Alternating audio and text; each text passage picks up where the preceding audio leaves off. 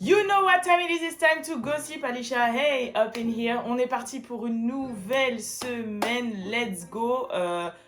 Oui, je viens avec deux sujets. Déjà, mon cerveau commençait déjà à bugger. Bref, j'arrive avec deux sujets. Le premier est sur Justin Bieber et le deuxième est sur Tamar Braxton et K. Michelle.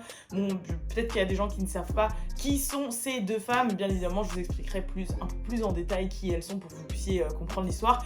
Bien évidemment, comme d'habitude, abonnez-vous à What's Up Girls. Le lien est en barre d'infos. Le What's Up Gang est de plus en plus, on est de plus en plus nombreux. Excusez-moi, j'en perds mes mots, c'est l'émotion. On est de plus en plus nombreux dans le What's Up Gang et ça fait très plaisir. Bon allez, c'est parti pour la vidéo.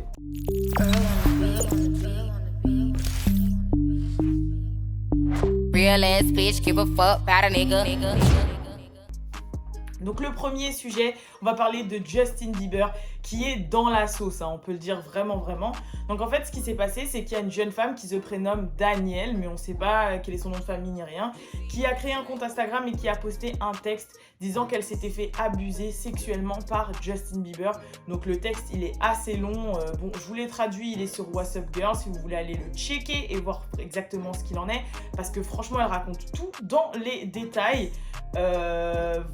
Même un peu trop dans les détails, mais voilà, elle explique que ça s'est passé en 2014, que c'était pendant un concert à Houston, au Texas, qu'il était à cette période avec Selena, que c'était à l'hôtel Four Seasons, que en gros après il y a eu un événement dans un bar organisé par le manager de Justin Bieber. Bref, elle donne des dates, elle donne des lieux, elle donne des trucs et elle est très convaincante. Peu de temps après ça, il y a une deuxième jeune femme qui s'appelle Caddy. Alors elle, son compte, il n'a pas du tout été créé, hein, c'était un compte public, etc., qui existe déjà avec des photos, qui elle a dit, voilà, Danielle a eu le courage de parler et tout, ça m'a donné le courage de moi aussi parler et dire que je me suis fait abusée par Justin Bieber, et elle, cette fois-ci, en mai 2015, et pareil, elle a fait la même chose que Danielle, elle a fait un long texte où elle explique en détail justement son moment avec Justin Bieber.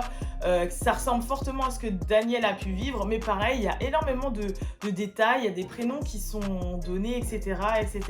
Donc forcément, ça a fait un gros boom, on va dire, hein, dans la sphère de la pop, et voilà, Justin Bieber, Resk et tout ça, même sur Twitter et tout, parce qu'il était forcément vraiment dans la sauce que deux jeunes femmes l'attaquent pour abus sexuels, sachant qu'on sait qu'on vit dans des temps où là, un petit peu, justement, tout revient à la surface, tout revient à la lumière. Les abus sexuels dans le business et dans l'industrie musicale ou même des films ou du divertissement en général, c'est pas nouveau, c'est pas secret. Tous les ans, il y a des grosses têtes qui tombent pour ça.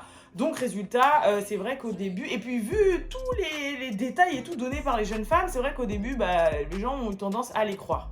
Maintenant, ce qui s'est passé, bien évidemment, c'est que Justin Bieber a consulté sa famille, a consulté son équipe et a consulté, bien évidemment, sa femme, Hailey Baldwin, et en fait après s'est exprimé sur Twitter et a tout, on va dire vraiment tout, en fait tout ce que Danielle disait dans son texte, il a tout détaillé, en fait il a tout repris point par point et il a mis les preuves que c'était faux à chaque fois. Il a mis les factures, il a mis les tweets de personnes, il a mis les mails, il a tout mis en fait. Et il a montré en réalité que cette Danielle s'était appuyée sur des dates et des événements et des personnes en fait en ayant recueilli des informations de ci de là.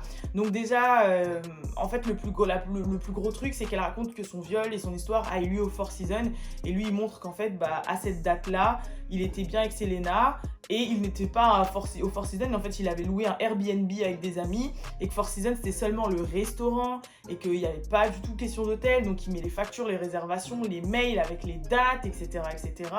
Il y a même des témoins qui ont parlé, qui ont dit oui c'est vrai machin. Il a retrouvé le tweet de cette personne qui avait tweeté en 2014 en disant je viens de voir Justin Bieber au Four Seasons. Ensuite cette personne justement en 2020 retweeté en disant c'était pas au Four Seasons Hotel mais au Four Seasons Restaurant. Enfin voilà, il a vraiment tout, on va dire, j'ai le mot pourquoi je bug, parce qu'en fait j'ai le mot en anglais mais pas en français. J'ai le breakdown, tu vois, mais c'est pas vraiment détaillé, mais décortiqué, enfin bref, vous voyez ce que je veux dire. Et c'est vrai que là on se dit c'est vrai que c'est un peu bizarre, en plus c'est un compte fake qui venait d'être d'être créé sur le moment. C'est pas la première fois aussi qu'il y ait des fans ou etc. qui essayent de créer des histoires, parce que on sait que ça existe, mais je trouve que les gens qui s'inventent un peu des vies aussi, ça ne sert pas aux réelles victimes. Mais c'est vrai que moi, j'ai été aussi convaincue par la réponse de Justin Bieber, où voilà, il détaille tout et c'est vrai qu'il apporte les preuves. Après, on sait qu'on peut falsifier des mails, on sait qu'on peut falsifier des conversations à messages, on sait qu'on peut falsifier des tweets, on sait qu'on peut tout falsifier. Ça, c'est vrai, mais bon, je pense qu'il est pas bête et qu'il sait que tout est vérifiable de nos jours, donc voilà. Pour ce qui est de la deuxième jeune fille, en fait, Katie, bah là, par contre, les Beliebers, ils étaient un peu à l'attaque et puis ils ont tout de suite désamorcé le truc en disant, mais en fait, elle, à la base, c'est une Beliebers, en fait, c'est une fan, voire une fan obsessionnelle de Justin Bieber. Et en fait, il y a des tweets d'elle qui datent de là, cette année, en fait, de tout récent, là, de 2020, où en fait, elle parle de Justin Bieber et elle dit « Ouais, Justin Bieber, si tu veux m'épouser, Justin Bieber, je sais pas quoi, j'espère que t'as une belle journée, Justin Bieber. » En fait, c'est vraiment une vraie groupie de Justin Bieber. Et donc, c'est bizarre qu'elle sort de nulle part et qu'elle raconte cette histoire de viol sur lui qui date de 2015. Et au final, c'est la personne qui t'a agressé sexuellement et tu continues de la suivre et tu continues d'être sa groupie et tu continues jusqu'en 2020 à faire des tweets. Mais vraiment des tweets, vous savez vraiment quand des petites gamines de 14 ans super fans tweetent en mode « Un jour, je rêverais de me marier avec Justin Bieber, je sais pas quoi ». Bah en gros, c'est vraiment des tweets comme ça. Résultat, bah c'est vrai qu'elle n'a pas été vraiment prise au sérieux. Bien évidemment, cette histoire est à prendre avec des pincettes parce qu'on ne sait pas en vrai à 100% qui a tort ou qui a raison. Mais c'est vrai que c'est à vous de donner votre opinion et de savoir ce qu'il en est. Si vous voulez, comme je vous ai dit, voir les messages de ces jeunes femmes traduits, c'est sur What's Up Girls au moment où je vous parle.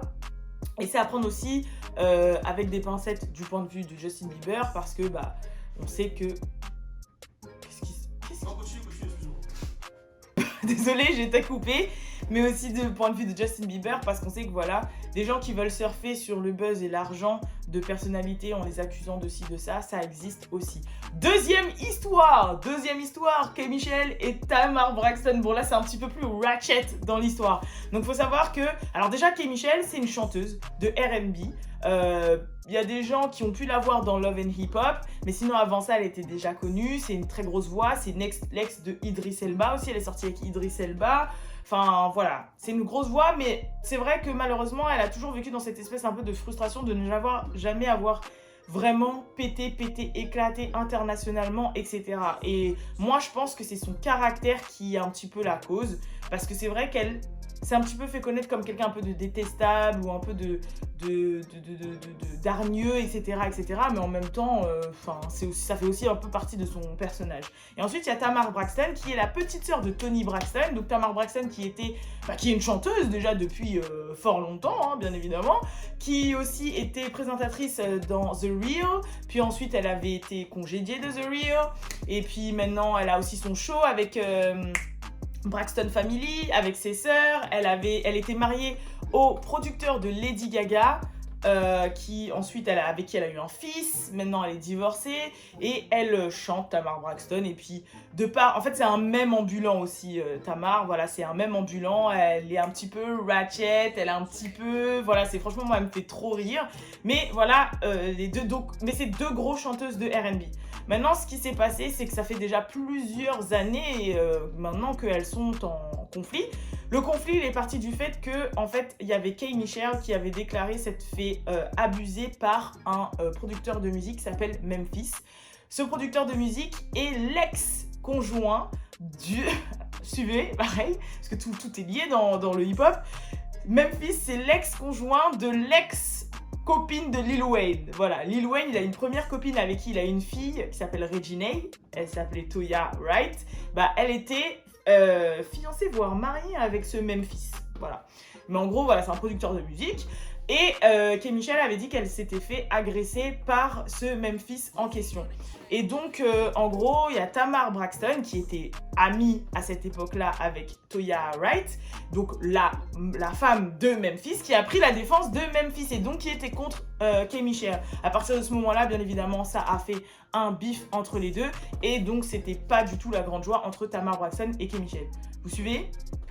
J'espère que vous suivez. Suite à ça, forcément, K. Michel, comme je vous ai dit, qui a quand même un caractère assez hargneux et assez, vénère, elle a commencé à un peu insulter Tamar Braxton sur tous les réseaux sociaux, dans ses interviews radio, tout ça. Et d'ailleurs, elle l'a insulté de Muppet. Donc c'est poupée, en fait c'est Muppet, c'est... Comment on peut dire marionnette, voilà.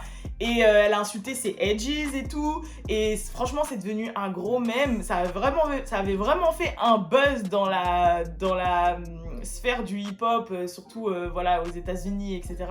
Et tout le monde, après, c'était resté. Genre, Tamar, dans ses commentaires, on voyait que Muppet. Les gens, ils parlaient d'elle en mode Muppet. Elle se faisait critiquer pour ses edges et tout. Franchement, c'était vraiment allé très très loin. She's still dealing with it. Yeah.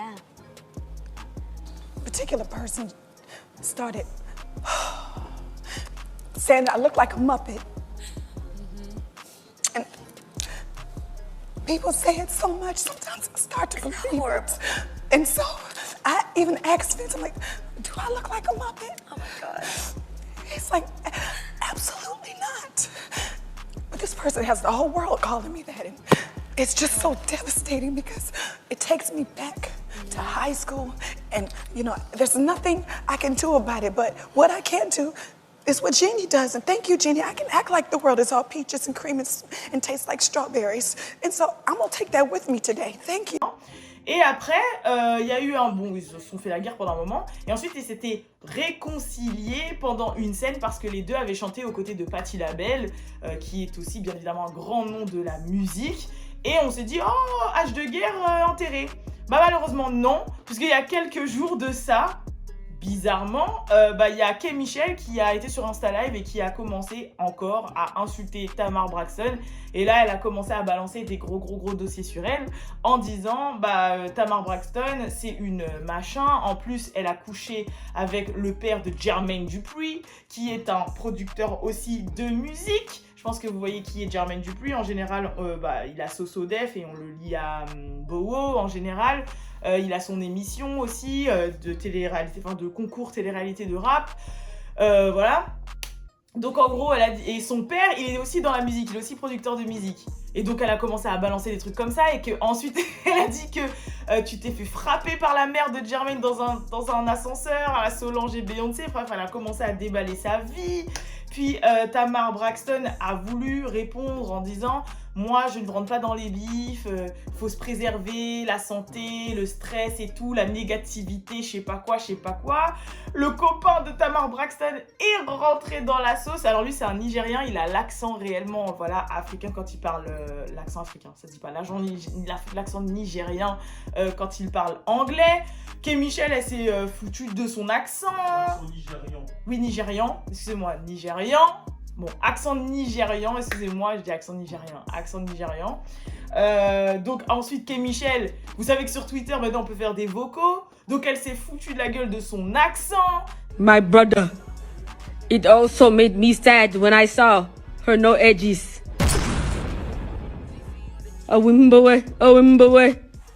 Et les gens, on lui a dit, ouais, bon là, c'est pas le moment, avec tout ce qui est Black Lives Matter, etc., c'est pas le moment de faire des choses comme ça. Et c'est vraiment parti très loin, tout ça, parce que lors d'une interview, vous savez, les interviews live, là, Zoom, etc., qu'il y a eu pendant le coronavirus et qui continuent là d'être perpétrées, parce qu'il y a beaucoup encore de cas aux États-Unis. Donc une interview de Tamar, on lui a dit, ouais, est-ce qu'un featuring avec K. Michel serait envisageable? Et Tamar Braxton n'a pas répondu, elle a pris une cloche et elle a fait ça. En mode je passe, en mode Joker, voilà. Et de là, K. Michel a commencé à partir en furie, a fait un live et a descendu Tamar Braxton. Donc voilà pour le thé. Je sais que c'était un thé un petit peu... Mais bon, en général, moi je suis là pour vous expliquer ce qui se passe parce que je reçois énormément de DM de personnes qui me disent mais qu'est-ce qui se passe entre un tel et un tel? Qu'est-ce qui se passe entre un tel et un tel? Qu'est-ce qui se passe entre un tel et un tel? Parce qu'on comprend pas trop. Donc voilà, je vous explique. En l'occurrence, on m'a envoyé des messages pour cette histoire. Donc je vous explique un petit peu ce qui se passe là avec Justin Bieber et avec Tamar Braxton et K. Michel. Bien évidemment, comme je vous dis, n'hésitez pas à suivre What's Up Girls, à laisser un commentaire pour me dire tout ce que vous pensez de toutes ces histoires. Et je vous dis à très bientôt, excusez-moi, pour la prochaine vidéo. Peace.